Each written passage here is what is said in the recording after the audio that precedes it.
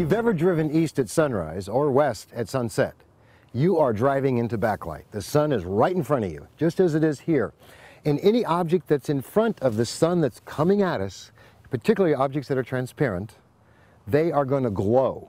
And my attraction to this seashell is that it's emphasizing the form and the shape and the texture of the interior of this shell.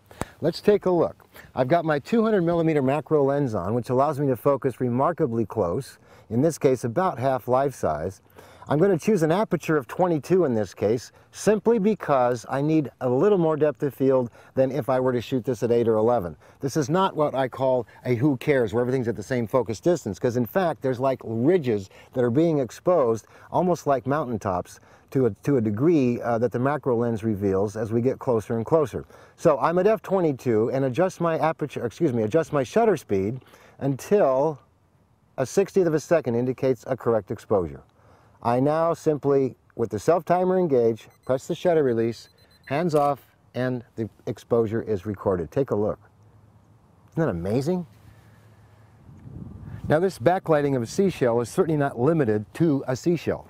In fact, you could go cut yourself a lemon or an orange slice and find a way to prop it up against the backlight and have a glowing lemon or a glowing orange. In addition, you could certainly go out and grab yourself a green leaf off of a tree in the spring, or of course a colorful leaf in the fall. Much like we see here, I've got a leaf that's backlit in the frost. Backlight. What it reveals? Form and texture in a very stunning way. Until next time, this is Bryan Peterson saying, keep shooting.